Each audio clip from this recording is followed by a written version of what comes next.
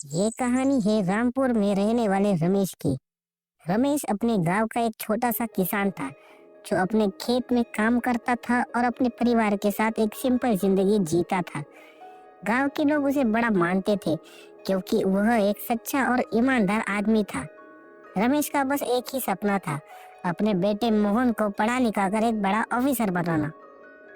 मोहन का स्कूल गांव के नजदीक ही था, पर उसका मन कुछ खास पढ़ाई में लगा नहीं।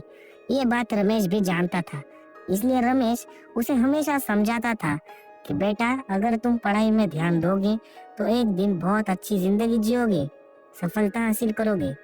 इसके ऊपर मोहन का बस एक ही जवाब था, पापा, मैं खेत में खेती कर लूंगा, पर ये पढ़ाई मुझसे नहीं होती। एक दिन गांव का मुखिया सभी गांव वालों को इकट्ठा करता है और उन्हें बताता है, शहर का एक बड़ा आदमी हमारे गांव के लिए एक अच्छी सड़क बनवाना चाहता है, लेकिन उसके लिए आप सबको अपनी अपनी जमीन का थोड़ा सा हिस्सा उसे देना होगा। यह सुनकर लोग परेशान हो गए क्योंकि उनकी जमीन ही उनके गुजारा करने का सहारा थी। रमेश बात को समझता है, अगर सड़क बनेगी तो गांव का विकास होगा, गांव के बच्चों का भविष्य बन जाएगा और मोहन के पढ़ाई के लिए पैसा भी आ जाएगा। यह सोचकर रमेश अपनी जमीन का हिस्सा बेचने के लिए तैयार हो जाता है, लेकिन बाकी गांव वाले जमीन बेचने के खिलाफ थे। रमेश गांव के किसानों को समझाने की कोशिश करता है, पर कुछ किसान उसकी बातें नहीं मानते, ऊपर से उसे ही चार बातें सुनाते हैं।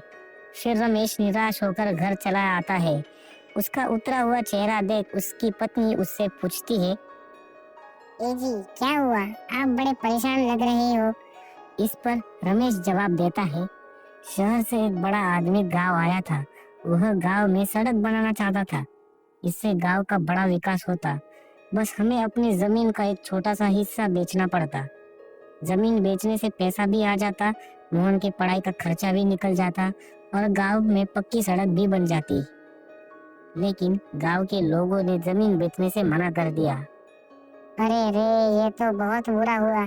लेकिन आप मोहन के ऑफिसर बनने का सपना छोड़ दीजिए, उसका मन नहीं लगता पढ़ाई में।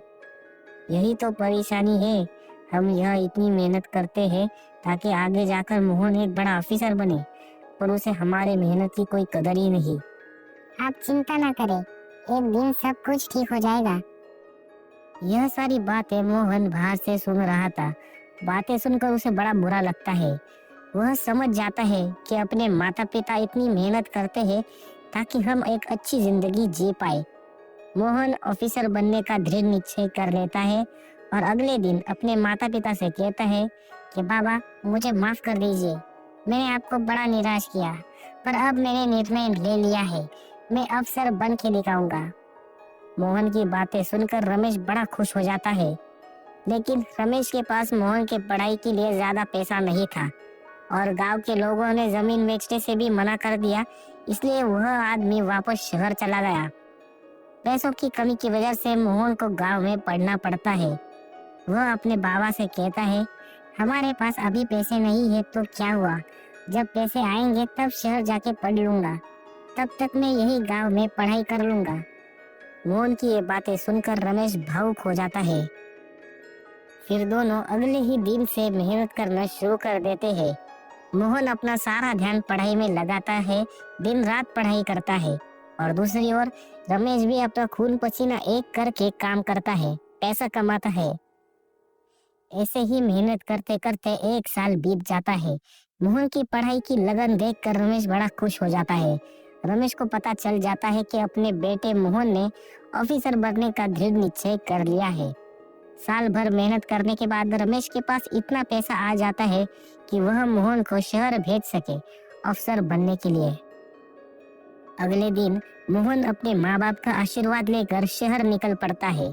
शहर आने से पहले मोहन अपने माता पिता से सच्चा वादा करता है कि वह ऑफिसर बन के ही रहेगा।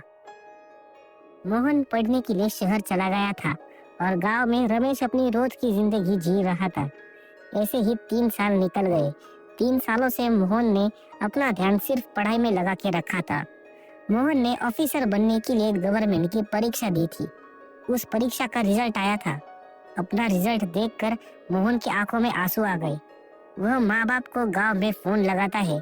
उसको रोता हुआ देख रमेश बड़ा परेशान हो जाता है। वह मोहन से पूछता है कि बेटा क्या हुआ, तू रो क्यों रहा है, शहर में सब ठीक तो है ना? फिर मोहन कहता है, बाबा मैं परीक्षा में पास हो गया, मैं ऑफिसर बन गया।